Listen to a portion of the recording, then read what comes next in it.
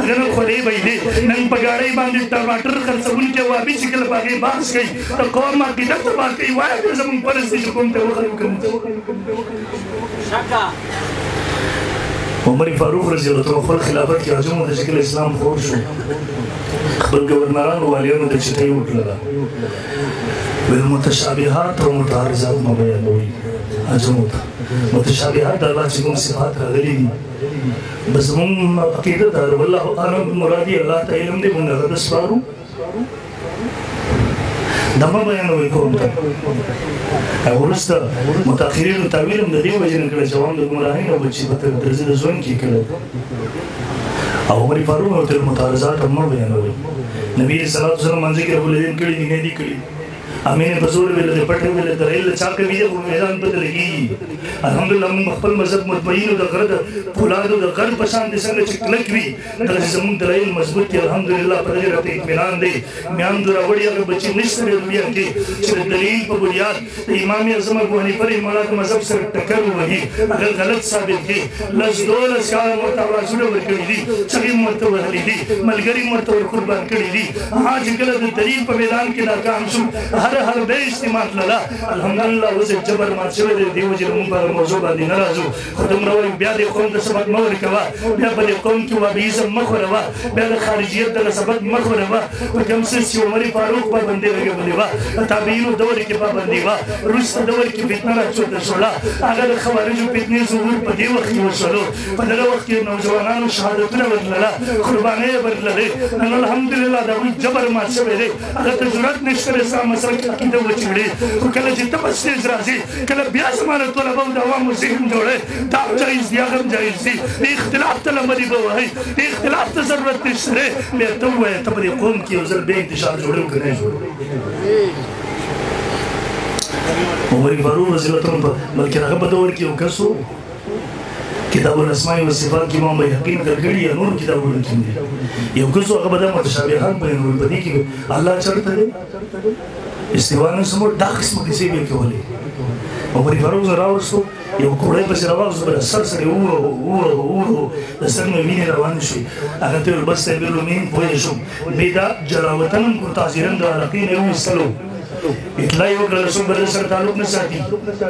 عمر فاروق شهید شو دنیا نه لاړو فتنه راپورته شوله دته یې ویله امیرالمؤمنین خو د دنیا نه لاړو اوس ته هغه پروګرام کې در سره مونږ هم ملګرتیا کوو هغه تاریخ کې در سره مونږ هم پروګرام هغه ملګرتیا کوو خپل هغه مذهب پرچار شروع کړه هغه ورته نه نه بس عمر چې به دا سر ګزارونه راکړي زما دماغ ځای ته راغلی بس هغه اوس نه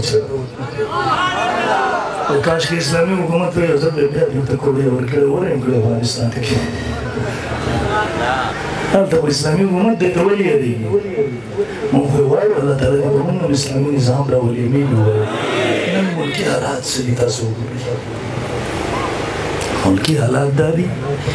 یو غریب سړی خپلو بچو له زهر ورکوي وجنې ته پکې د لاسه زموږ د حکمرانانو عیاشۍ نه ختمېږي زموږ وزیر اعظم صاحب ویلي وو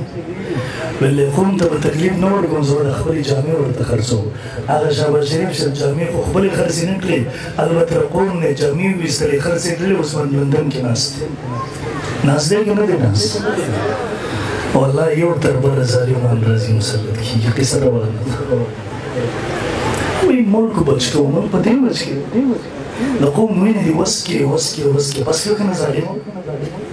سهار چې یو سړی رکشه وباسي شپږ 200 روپۍ به هغه د ورځې ځان ګټلي وي د میاشت دغه 12,000 روپۍ نه جوړېږي هغه د بچو ګېډه نشي پاللی تا پسې 30 40,000 روپۍ بل راوړو آیا اوس به دغه سړی نه مجبوره کېږي چې قتل وکړي آیا اوس به دغه سړی نه مجبوره کېږي چې ډاکه وکړي آیا دغه سړی به اوس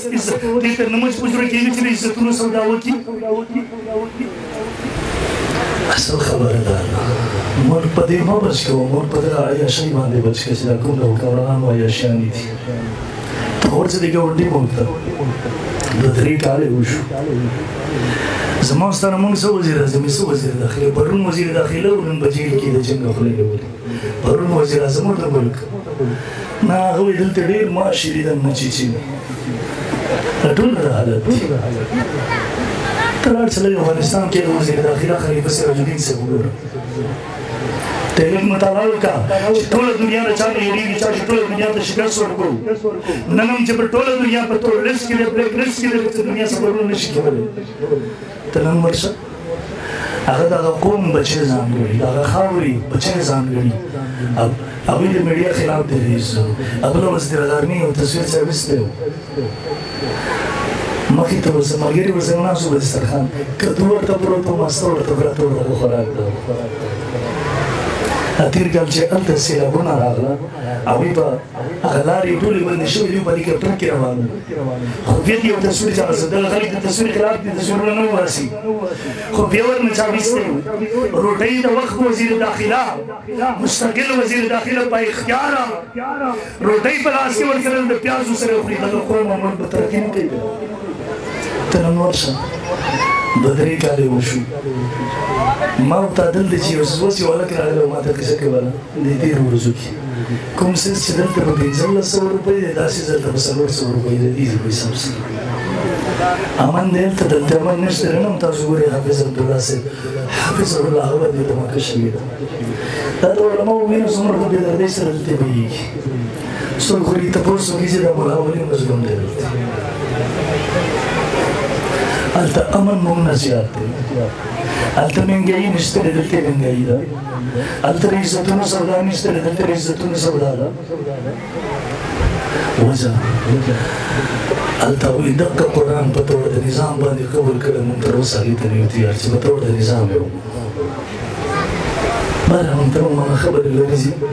خو مهارت زده کوو شریعت موږ ته اصول څلور راکړي دي اول نمبر کتاب الله موږ قرآن هم منو دویم نمبر احادیث مبارکه موږ هغه هم منو دریم نمبر